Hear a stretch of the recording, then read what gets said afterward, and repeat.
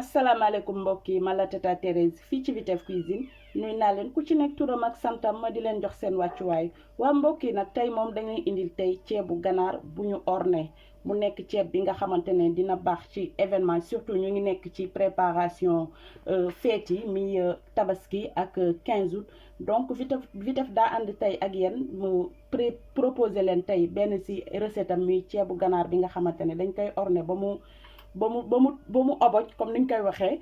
Aujourd'hui on vous présente du riz gras avec du poulet et pour faire notre recette on aura besoin d'un poulet comme sénégalais moom dafa bëgg roof ganaar sama ganaar bi raxas naa ko ba mu set roof naa ko ba pare. J'aurai besoin aussi de la garniture mooy li nga xamante ne moom laay orné sama ceeb def naa fi yor naa fi ay carottes ma yor fi aussi navet, j'ai du concombre, j'ai du maïs doux, j'ai aussi du poivron jaune et vert, j'ai de la tomate et yor naa fi tamit un peu de petit pois, ça c'est surgelé lépp ci sama garniture lay bokk aussi. Lii nag mooy pour def sama assaisonnement mooy sama nokkos dinaa ci def laaj, dinaa ci def aussi soble, dinaa ci def un peu de persil. J'aurai besoin aussi du poivron rouge, ça c'est du piment vert et du poivron vert jaune. Dinaa ci def tamit quelques épices. Là déjà j'ai mes feuilles de laurier. J'aurai besoin aussi d'un peu d'ail en poudre. Ça c'est du cumin, du sel, du poivre noir et un peu de piment. J'aurai besoin aussi un peu de vinaigre pour ma mën a mariner tuuti sama garniture bi. Un peu de la moutarde aussi. De la sauce soja dina ma jàppale pour ma dooreel sama ceeb. Dinaa ci def tamit des olives, ça ici j'ai des olives vertes, des olives noires et de l'oignon blanc du moins. J'aurai besoin aussi d'un peu de l'huile et sans plus tarder on va commencer. Voilà, léegi je vais mettre juste un peu de sel ma daal di xorom sama yàpp bi tuuti.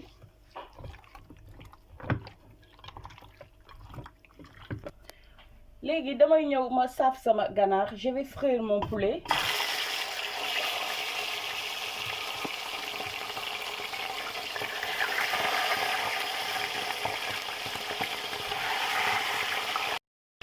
Waa léegi gis ngeen sunu yàpp bi doore na dañuy ñëw daal di ko seppi.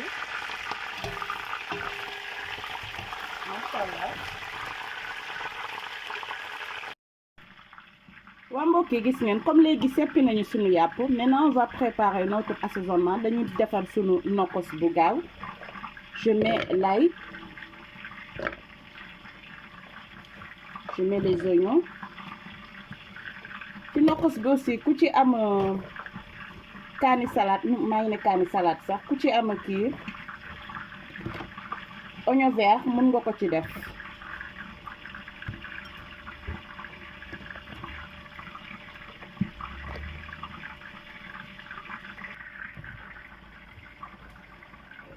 léegi damay def sama poivron yi ak sama piment vert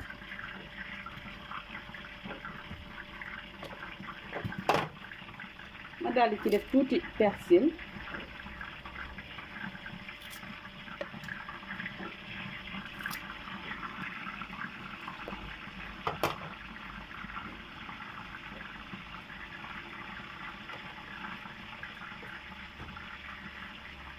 léegi dama ci dëbbaale quelques feuilles de laurier aussi.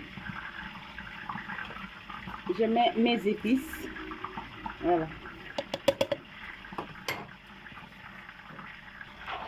Léegi damay ñëw je rajoute ça lii bouillon de poule la gis ngeen xaaral ma wan leen bouteille bi moom laa ciy def. Je vais rajouter 2 cuillères. Maintenant je vais mixer le tout. waa léegi gis ngeen léegi damay ñëw daal di rosi sama cin damay jël ci nokkos bi nga xamante ne dëbboon naa ko voilà juste un peu. inshallah dooral na sama cin léegi gis ngeen léegi damay ñëw ma daal di ci def sauce soja bi. day jàppale sa cin bi day doore ba pare da koy jox goût bu neex ci sa ceeb. léegi damay bàyyi sama soble bi ba mu dog ma ñulu ceebu yàpp moom naka jekk moom naqariwul togg moo nekk ceeb bu gën a gaaw surtout yàppu ganaar moo nekk togg bu gën a gaaw ça prend pas trop de temps aussi daanaka comme saaf nañu yàpp bi ba pare dañuy bàyyi ba lii bu dogee rek ñu ñulu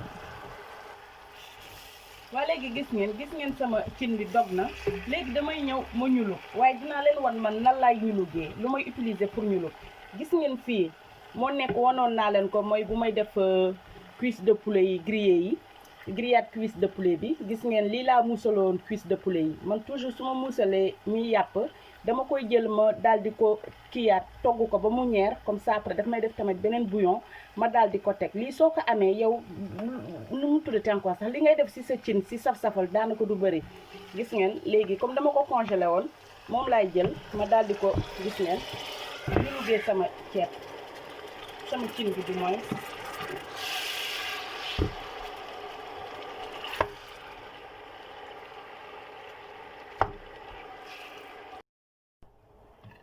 ba léegi gis ngeen kii bi macha allah gis ngeen sama ñulug bi léegi je vais remettre le poulet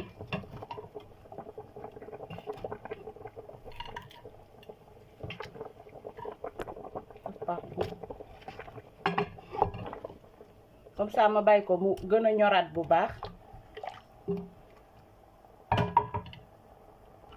après je rajoute les feuilles de laurier je mets juste un peu de sel parce que damay def attention ci sel bi comme sama bouillon bi ma def sànq dafa am sel déjà ak li nga xamante ne dama ko congelé woon muy sauce bi li ma ñulugee tamit dafa am tuuti sel donc je fais trop attention ci sel bi léegi dama koy bàyyi mu togg ko je vais laisser cuire pendant une dizaine de minutes après ma ñëw xool bu sama ganaar ñoree rek ma sóor sama ceeb léegi gis ngeen fii damay ñëw ma daal di yokk tuuti nokkos comme ça mu judduwaale ak yàpp bi léegi beneen nokkos bi dama koy réserver su may dem bay sóor sama ceeb ma daal di ko ci def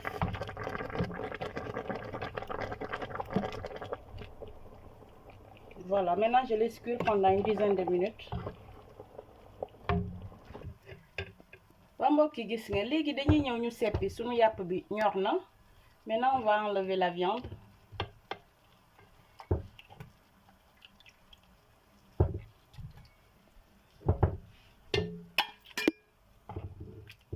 génne yàpp bi yëpp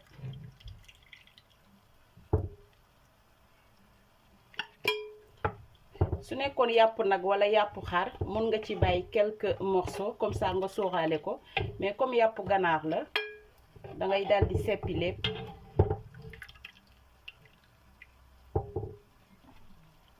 waa léegi gis ngeen seppi nañu yàpp bi léegi dañuy ñëw ñu def ci tuuti nokkos bi nga xamante ne dama koy sóoraale sama ceeb après ma ñëw ma rajouter tamit magie aromagie boo ko ci bëggul tamit bu ko ci def je mets un peu d'arôme léegi nga xool sa xorom ba xam baax na wala loo war a dolli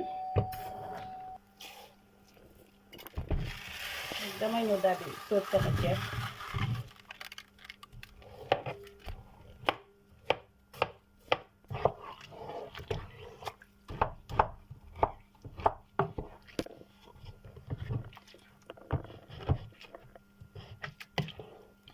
Inch'Allah.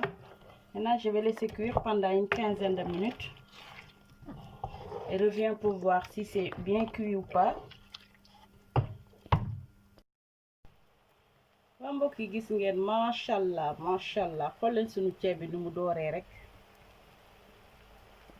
macha allah mais gis ngeen comme ceeb bi ñoragul léegi dama ñëw ma profitaale ci occasion bi ma def ci kii danga ciy def sopalin boo bëggee sa ceeb gaaw a ñor au lieu ngay utiliser papier alu parce que papier alu aussi c'est très dangereux léegi da ngay def sopalin boo defee sa sopalin ba pare léegi nga daal di dëpp boo ko dëppee fii ak quelques minutes rek da ngay gis sa ceeb bi ñor waaye léegi man ci kaw sopalin bi dama ñëw daal di def sama carotte bi comme ça ma suusalaale ko benn yoon carotte bi ak navet bi ma rajouté fi tamit mbokk yi gis ngeen léegi sunu navet bi ak kii bi ñor na, carotte bi dama koy génnee. Sunu ceeb bi aussi ñor na aussi. waa mbokk yi gis ngeen sunu ceeb bi macha allah, ceeb bi ñor na macha allah. léegi dañuy ñëw ñu defal sunu marinade boobu noonu, après ñu daal di yàq sunu añ. waa léegi gis ngeen dañuy ñëw daal di defar sunu garniture. léegi damay rajouter rek mooy li ci manqué woon.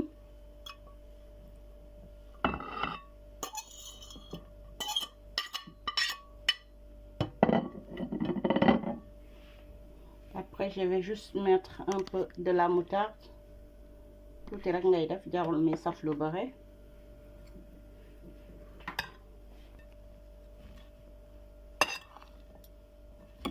Machallah, garniture bu rafet ngay am. Après je rajoute juste un peu du vinaigre, tuuti rek ngay def. ma daldi ci def sama olive yi ak sama oignon blanc bi. Après je rajoute juste un peu du poivre, saf-safal ko tuuti.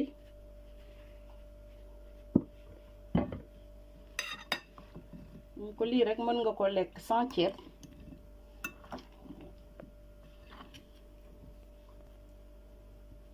léegi gis ngeen damay def juste une cuillère à café d'huile d'olive. voilà, léegi sunu garniture pare na. dañuy ñëw daal di dresser sunu assiette. waa mbokk yi gis ngeen léegi ñu ngi nii di dresser sunu assiette.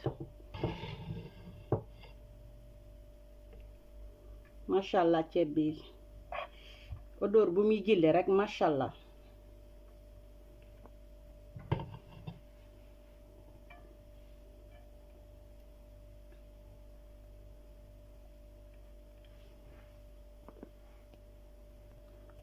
léegi damay ñëw daal di teg sama yàpp.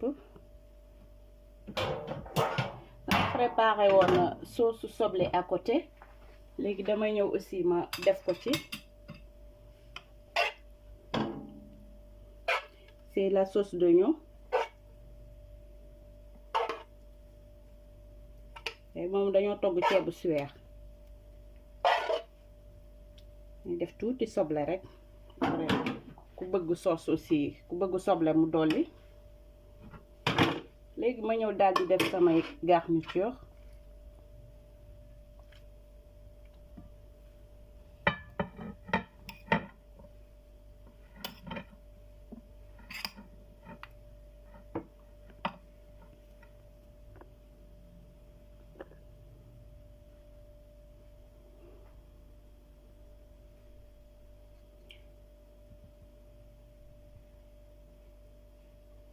ma wis ci tuuti persil.